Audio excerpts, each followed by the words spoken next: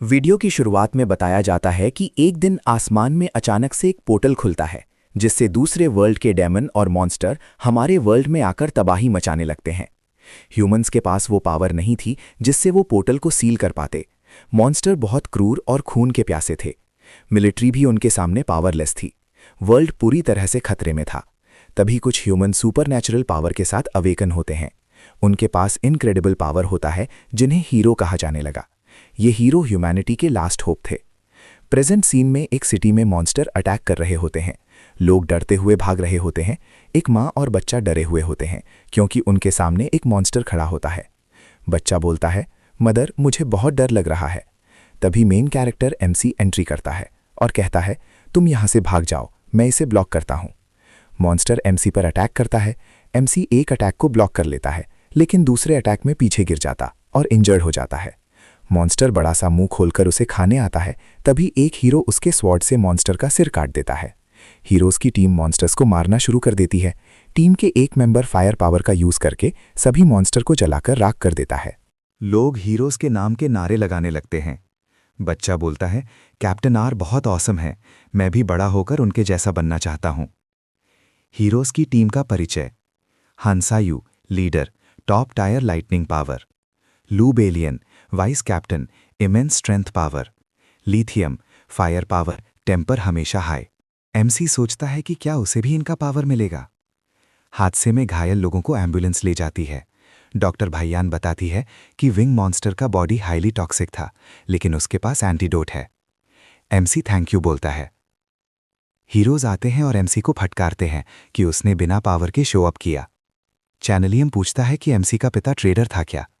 MC गुस्से में चिल्लाता है, मेरे फादर कोई ट्रेडर नहीं है। चैनलियम बताता है कि एमसी के पिता हीरोज के लीडर थे, जिन्होंने बैटल के दौरान टीममेट को छोड़ दिया था। एमसी रोते हुए कहता है, मेरे फादर एक हीरो हैं। छाती पर पैर रख देता है। एमसी को बहुत पेन होता है। एमसी चैनलियम पर अटैक करता है, लेकिन चैनल उसे आग में जला देता है। डॉक्टर कियान आती है, भालती है, कहती है कि वो निर्दोष है। एमसी के पूरे बॉडी पर मार्क बन जाता है। डॉक्टर कहती है कि ये विंग मॉन्स्टर का पॉइजन है। हंसायू एंटीडोट देने आता है, लेकिन निर्णय होता है कि एंटीडोट डॉग को दिया जाएगा। डॉग एंटीडोट चाटता है। एमसी शॉक में चिल्लाता है। हंसायू उसे किक मारकर नीचे गिरा देता है और कहता है कि एमसी को अपनी जगह पता होनी चाहिए। हीरोज पूरी एरिया को सील कर देते हैं। डिजास्टर समाप्त। एमसी खड़ा होने की कोशिश करता है, लेकिन नीचे गिर जाता है और गुस्से में सोचता है कि उसे क्यों इस तरह ट्रीट किया गया। पीछे से डिमोनिक एनर्जी रिलीज होती है। एक लड़की, डीमन गर्ल, एमसी की तरफ आती है। एमसी सोचता है कि वो मरने वाला है। बचपन की यादें आती हैं, पिता से प्रेरणा लेता है। एमसी लोहे की पाइप से अटैक करता है। डीमन गर्ल लेजर अटैक करती है। एमसी बाउंस होकर गिरता है। एफसी सोचता है कि ये एस लेवल मॉन्स्टर है। डीमन गर्ल एमसी की सोल को उसकी बॉडी से निकालकर किसी और बॉडी में शिफ्ट कर देती है। एमसी आंखें खोलता है, अपने आप को देखता है और सोचता है कि वो डीमन में बदल चुका है। एमसी डीमन प्रिंसेस मोया से मिलता है। मोया डीमन क्लैन की एल्डेस्ट प्रिंसेस और ह्यूमन मिलिट्री में मोस्ट वांटेड है। उसने एमसी की सोल को एक्सट्रैक्ट किया ताकि वो मर ना जाए। मोया और डीमन क्लैन के बारे में जानकारी देती है। विंग क्लैन हाईली टॉक्सिक, उड़ने में माहिर। बीस्ट क्लैन बहुत fast, extra ordinary power. Armour gland destructive power और मजबूत डिफेंस। डीमन क्लैन ह्यूमंस जैसे दिखते हैं, कॉम्प्लिकेटेड एबिलिटी। कुछ मेंबर मेंटल पावर या बॉडी सोल सेपरेशन कर सकते हैं। एमसी पूछता है, मेरी ओरिजिनल बॉडी कहाँ है। मोया बताती है कि विंग मॉन्स्टर का पॉइजन बॉडी को तेजी से नुकसान पहुंचाता है। कैसे एक ड्रोन उसकी बॉडी को ले जाकर जलाकर पूरा राख में बदल दिया होगा। तभी डीमन प्रिंसेस बोलती है कि उस मरे हुए बॉडी को ढूंढने का कोई मतलब नहीं है। तुम्हें जितनी जल्दी हो सके अपने न्यू बॉडी को अडैप्ट होने पर फोकस करना चाहिए। एमसी सिर्फ बोलता है, क्या तुम सीरियस हो? वो आगे कहता है, तुम्हें पहले ही क्लियर कर देता हूं, मैं कोई तुम्हारा सबऑर्डिनेट नहीं हूं। मैं एक ह्यूमन हूं। तुमने मुझे एक डीमन में क्यों बदला? तुम्हारा पर्पस क्या है? क्या तुम मेरे द्वारा हीरोज की इन्फॉर्मेशन लेना चाहती हो? डीमन प्रिंसेस कुछ नहीं बोलती। तभी वो अपने आप से फिर से बोलता है, लेकिन मैं तुम्हें बता दूं, तुमने गलत पर्सन को चुना है। मैं मॉन्स्टर के हाथों यूज होने के बजाय मरना पसंद करूंगा। इतना बोल के वो उन पर अटैक करने के लिए जाने लगता है। ये देखकर प्रिंसेस के साथ वाली लड़की बोलती है, क्या तुम अभी भी फाइट करना चाहते हो? और साथ ही वो जोर से एमसी के पेट पर किक मारती है।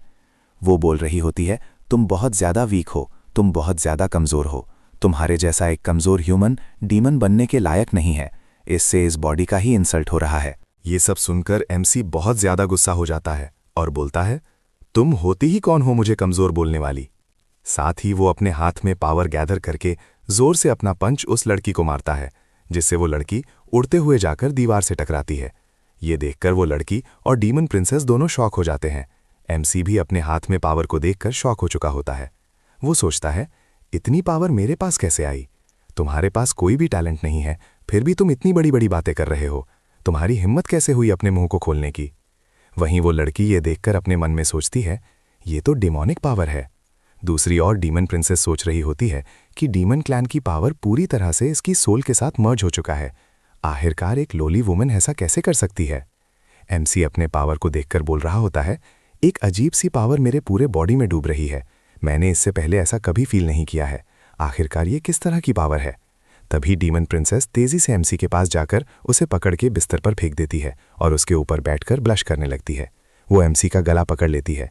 एमसी उठने की कोशिश कर रहा होता है और बोलता है, अभी अभी क्या हुआ? मैं उठ क्यों नहीं पा रहा? मैं बिल्कुल भी मूव नहीं कर पा रहा। डीमन प्रिंसेस अपने मन में सोचती है, मुझे अब इसके अंदर से डिमोनिक एनर्जी फील नहीं हो रहा, लेकिन कुछ समय पहले मैंने क्लियरली इसे फील किया था। तभी वो कुछ सोचती है और अचानक अपने एक्शन देती है।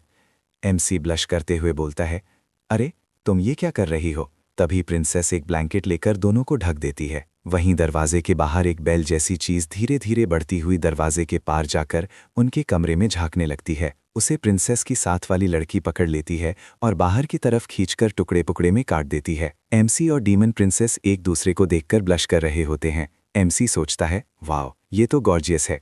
क्या डीमन क्लैन की सभी लड़कियां इसी के जैसी दिखती हैं? ये उन सभी लड़कियों से बहुत ज़्यादा ब्यूटीफुल है जिन्हें मैंने आज तक देखा है। फिर वो खुद को शांत करते हुए बोलता है, आखिर मैं ये क्या सोच रहा हूँ? मैं एक ह्यूमन हूँ और ये एक मॉन्स्टर है, लेकिन ये अभी क्या कर रही है? क्या ये कोई सेड्यूस टेक्निक है या फिर कोई टॉर्चर? तभी डीमन प्रिंसेस एमसी के बहुत ज़्यादा करीब आ जाती है और उसे पकड़कर किस कर लेती है। एमसी सोचता है, ये सब मेरे साथ क्यों हो रहा है? मेरे फर्स्ट किस को इस डीमन लड़की ने ले लिया है। क्या मैं सच में यहाँ अपनी वर्जिनिटी को लॉस करने वाला हूँ, और वो भी मरने से पहले? तभी एक आइटम आता है और एमसी अपनी आंखें खोलकर देखता है कि उसके फेस पर वही वेलो वाला आई लगा हुआ है। प्रिंसेस बताती है, ये मंडाला आई है।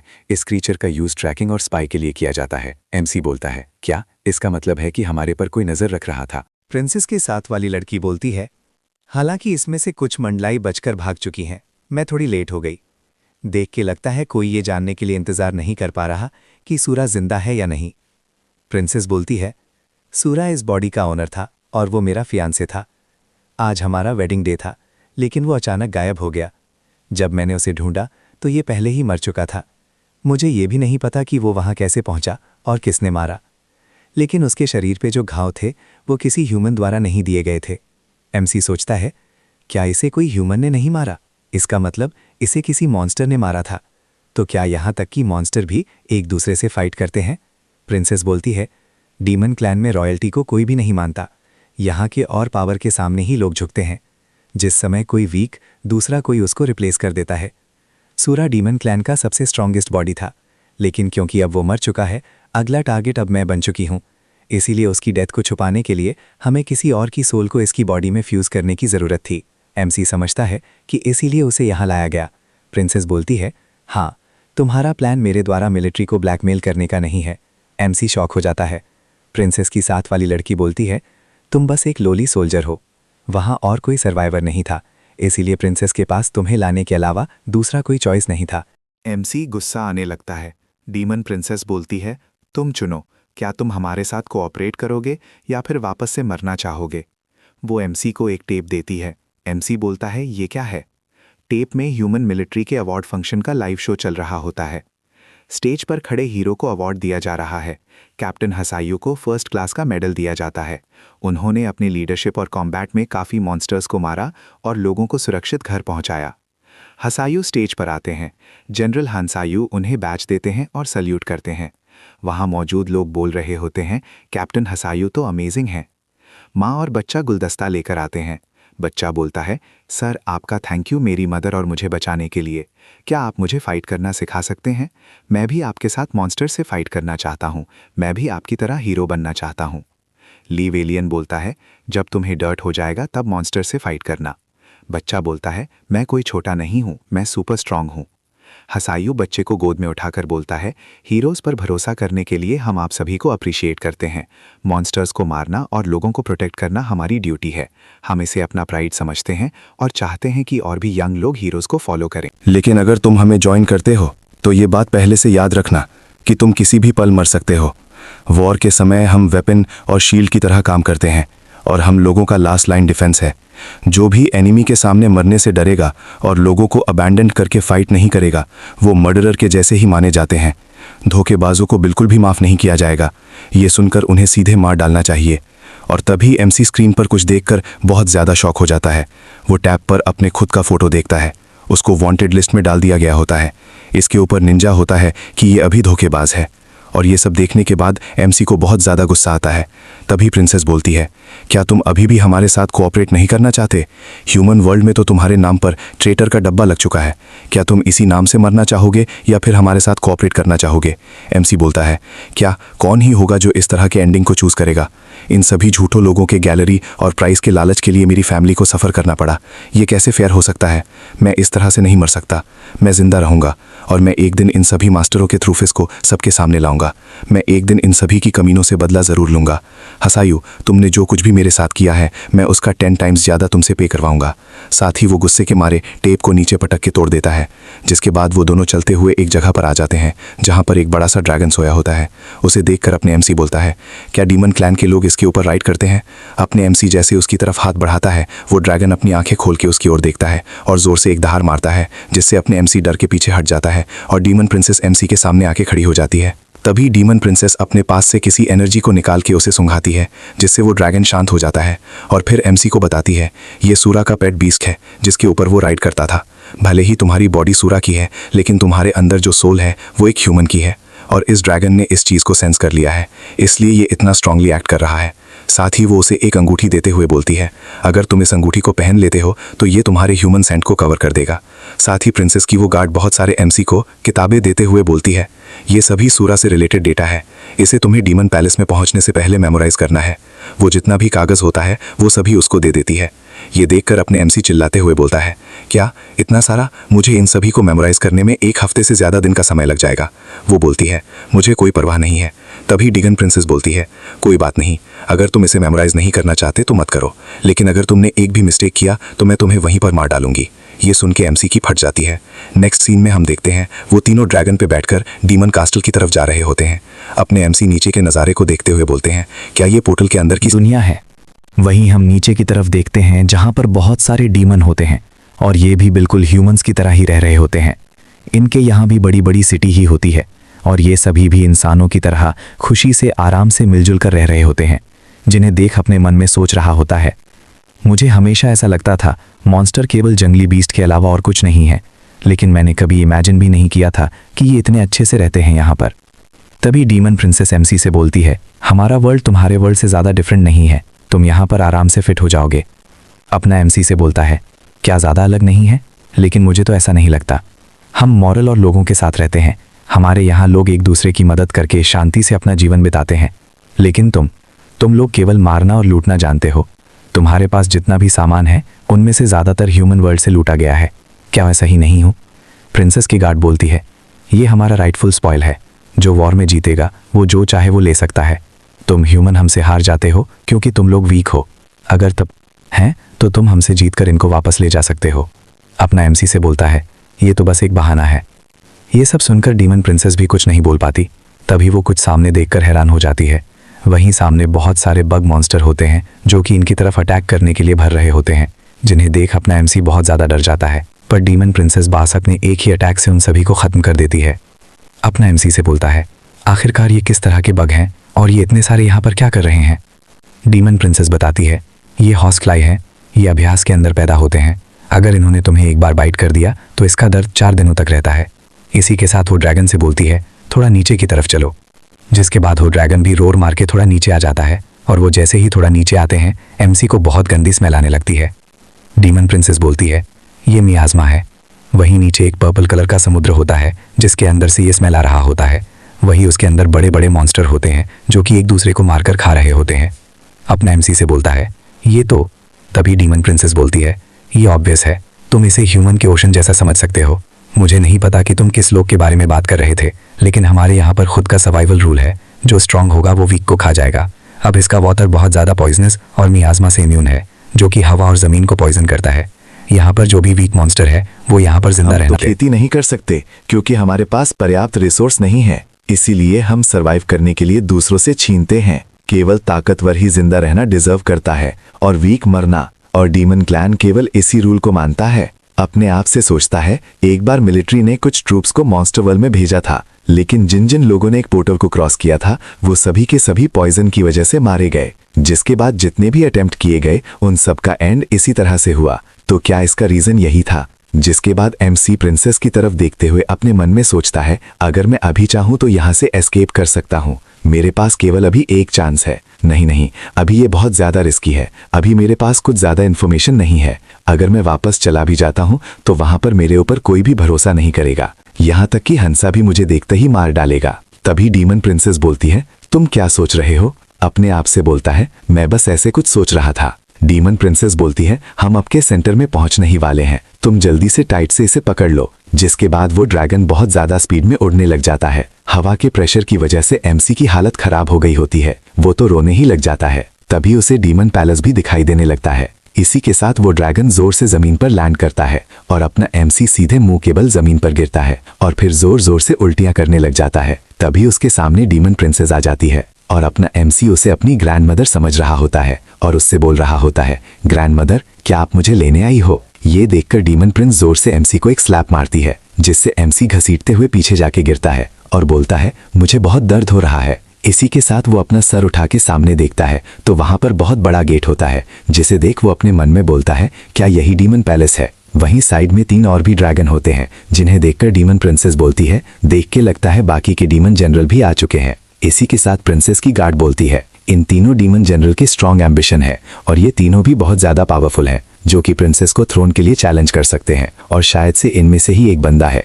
जिसने कि मंडाला आई को तुम्हारे ऊपर नजर रखने के लिए भेजा था। तभी डीमन प्रिंसेस एमसी से पूछती है, क्या तुमने उन सभी डॉक्यूमेंट को मेमोराइज कर लिया? अपना एमसी बोलता है, वेल। तभी प्रिंसेस की गार्ड एमसी पर चिल्लाते हुए बोलती है, अब मुझे ये मत कहना कि तुमने कुछ भी याद नहीं किया। डीमन किंग को धोखा देना एक गंभीर पाप माना जाता है। अगर तुमने एक भी गलती की तो मैं प्रिंसेस को प्रोटेक्ट करने से पहले तुम्हें मार दूंगी। अपने एमसी से बोलता है, हम अभी एक दूसरे के अलाय हैं, अगर तुम्हें मेरे ऊपर भरोसा नहीं है तो तुम मुझे अभी ही मार दो। वो गार्ड भी बोलती है, अच्छा ऐसा ही तो ठीक है। तभी प्रिंस बोलती है, ओ क्या ऐसा है? इसी के साथ वो अपने एमसी से बहुत प्यार से बोलती और है। ये सुन के Anyway, एमसी तुम बहुत careful- ज्यादा ब्लश करने लग जाता है। जिसके बाद अपने एमसी उन दोनों से बोलता है, गाइस शायद तुम्हें पता नहीं होगा, लेकिन पूरे आर्मी में मुझे सबसे स्ट्रॉन्गेस्ट ब्लैंड वाला कहा जाता था, क्योंकि मेरे पास कोई स्पेशल एबिलिटी नहीं थी। इसलिए मेरा रोल एनिमी को एनालाइज करना और जितनी जल्दी हो सके उसके वीकनेस को ढूंढने का होता था, जिसके कारण मैं मॉन्स्टर के बारे में सभी तरह के शो और वीडियो देखा करता था।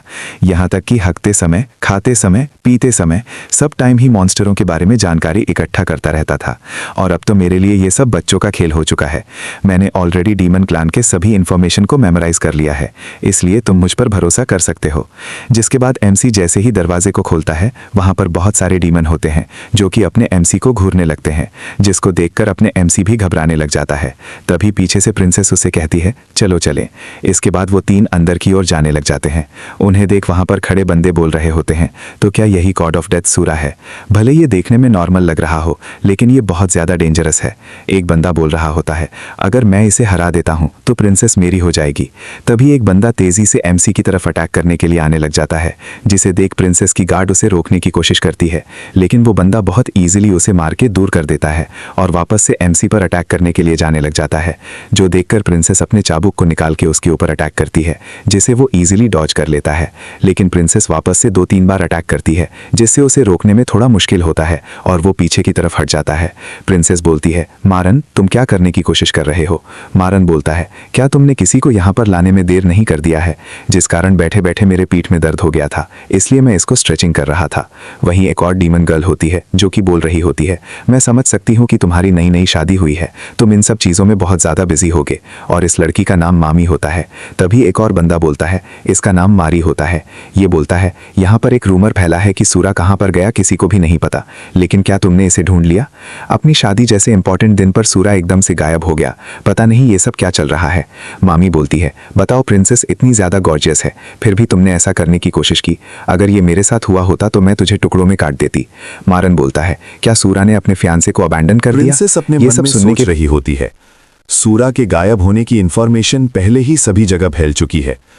अगर सूरा को मारने वाला यहां पर कोई है तो उसे अब तक एक्सपोज कर देना चाहिए था, लेकिन देख के लगता है कि वो सूरा के मरने को लेकर अभी भी कंफर्म नहीं है, इसलिए वो अभी एक्सपोज नहीं कर रहे। तभी मारुन बोलता है, प्रिंसेस आपको इस जैसे आदमी को छोड़कर मुझसे अभी शादी कर लेना चाहिए। सूरा, मैं तुम्हें डुअल के लिए चैलेंज करता हूं, जो भी जीतेगा प्रिंसेस उसकी हो जाएगी। तुम क्या कहते हो? ये सुनकर वहां मौजूद सभी बंदे एक्साइटेड होते हुए बोलते हैं, क्या डुअल? ये देखने में मजा आएगा। ये सुनकर प्रिंसेस अपने मन में सोचती है, आखिरकार ये क्या करने की कोशिश कर रहा है? क्या ये सूरा को प्रोवोक करना चाहता है ताकि वो कोई एक्शन ले? तभी पीछे से प्रिंसेस की गार्ड बोलती है, प्रिंसेस। देख के लगता है वो अच्छा फील नहीं कर रहा और वो अपनी एमसी की बात कर रही होती है, क्योंकि अपना एमसी बहुत ज्यादा कांप रहा होता है। अपना एमसी अपने मन में बोल रहा होता है, मेरा दिल इतनी जोरों से क्यों धड़क रहा है और मेरी पूरी बॉडी कांप रही है? क्या यही डर है? मैंने कई बार लाइफ और डेथ की बैटल की है, लेकिन मुझे इतना डर कभी भी नहीं लगा, तो फिर मैं अभी क्यों डर रहा हूं? मुझे ऐसा फील हो रहा है जैसे कि मैं वुल्फ के झुंड में एक मेमना बन चुका हूं, जिसका कभी भी शिकार किया जा सकता है। ये तो मरने से भी ज्यादा तेरी है। उसकी ऐसी हालत को देखकर प्रिंसेस